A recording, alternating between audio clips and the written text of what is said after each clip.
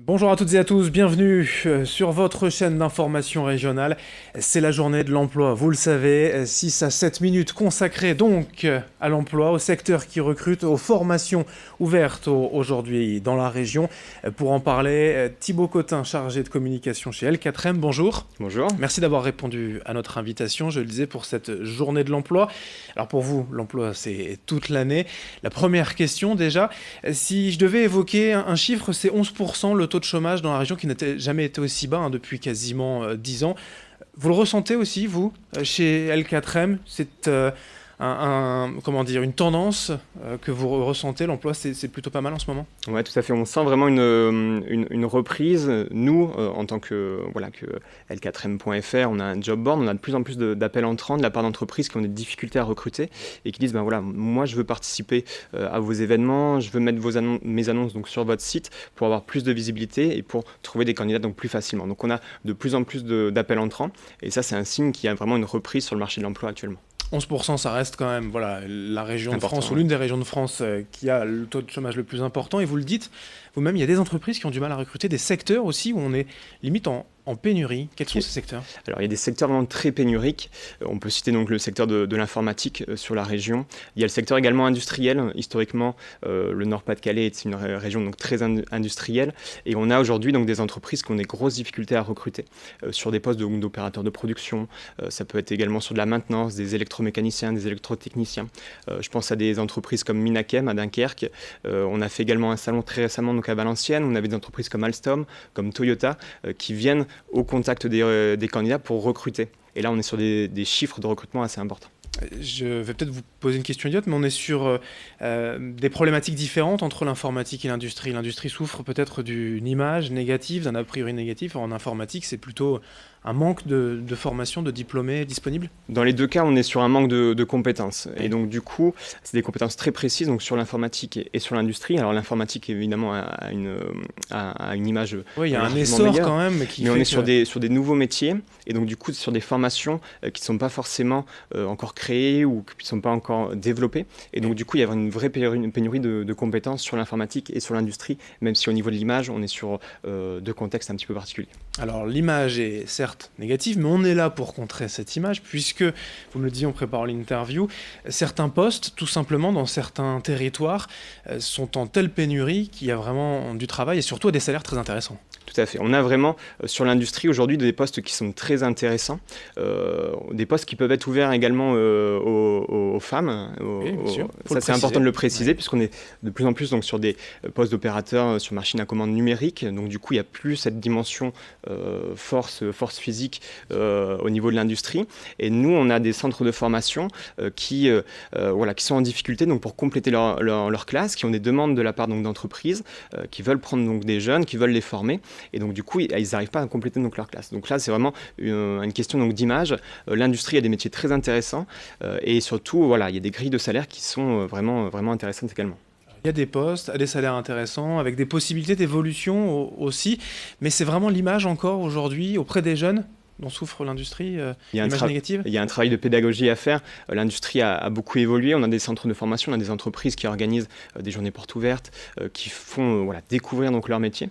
Et ça, c'est important puisqu'on est sur une région où il y a une vraie culture industrielle. Et c'est important vraiment de la perpétuer et de conserver donc, ces compétences au niveau de la région. D'autres secteurs aussi, on en a parlé ces derniers jours.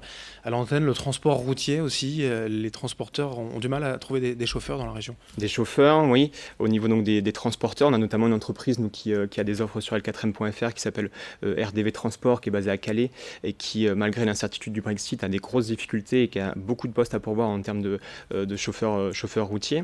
Après, il y a la logistique, donc là c'est un petit peu plus large. On peut avoir des postes d'agents d'exploitation, responsables d'exploitation sur les centres de stockage. Après, il y a toute la partie également préparateur de commandes, préparation de commandes, avec notamment donc, Amazon qui recrute massivement donc, dans la région. Donc ça, vraiment, le transport et la logistique, c'est vraiment un secteur important dans la région. puisqu'on parle d'industrie, de transport routier, d'informatique, de tous les secteurs, la formation, c'est un problème ou ça peut être un problème ou au contraire, non, souvent les entreprises peuvent former en interne?